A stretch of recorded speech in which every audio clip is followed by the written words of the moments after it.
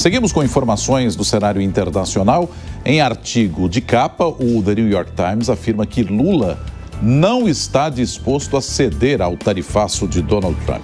Nós vamos ao vivo aos Estados Unidos com o nosso correspondente Eliseu Caetano, que tem mais detalhes para a gente a respeito desse artigo do The New York Times, já que o Trump está tarifando todo mundo. O Brasil é mais um player nessa história toda. Eliseu, bom dia para você, bem-vindo, hein?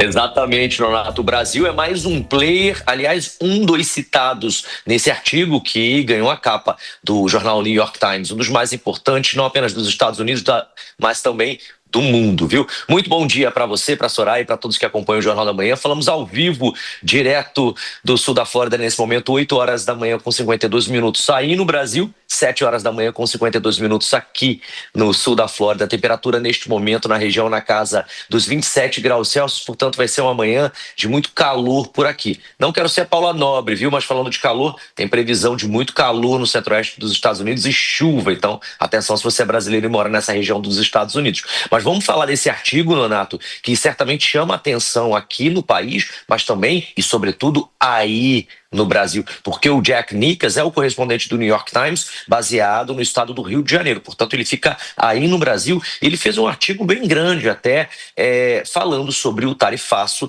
e citando como os países envolvidos nessa questão levantada por Donald Trump estão lidando com essa situação. E ele cita o nosso país, ele destaca o Brasil e fala da questão do presidente Luiz Inácio Lula da Silva, em torno do que ele chamou de soberania nacional e de uma possível disputa comercial. O texto assinado pelo jornalista tem utilizado aí da questão das tarifas e das taxas como ameaças econômicas por parte de Donald Trump, mas mostra que Lula tem sido forte e que promete manter o que ele chama de resistência na América do Sul. A gente vai seguir daqui acompanhando tudo que é notícia hoje nos Estados Unidos e no mundo, e eu volto ao longo dessa edição do Jornal da Manhã para a gente atualizar tudo. É com vocês no estúdio. Tá combinado então, muito obrigado, Eliseu Caetano, trazendo essas informações para a gente dos Estados Unidos. E já é assunto aqui para o Alan Gani, que é o nosso comentarista de economia. Bom, o Gani, o Lula não vai ceder, a gente até citava mais cedo aqui que a União Europeia leva investimentos para os Estados Unidos, todo mundo está dando uma troca ali, um giftzinho para o Donald Trump. O que o Brasil vai dar, hein? Bom dia. Estão sendo fechados, né? Menos com o Brasil. E a gente está perdendo aí o bonde da história, ficando para trás. Bom dia, Nonato, bom dia, Soraya, bom dia a toda a nossa audiência. O Brasil deveria buscar um meio termo. É lógico que 50% inviabiliza o comércio internacional com os Estados Unidos, mas chegar talvez numa tarifa um pouco mais baixa. E lembrando, né, a gente tem uma falsa ideia que a tarifa protecionista para quem aplica contra o outro país é que sai em vantagem e apenas o país que recebeu a tarifa protecionista sai em desvantagem. E não é bem assim, isso é uma falácia, é uma falsa verdade, inclusive defendida pelo próprio Ronald Reagan, um dos grandes presidentes da direita nos Estados Unidos.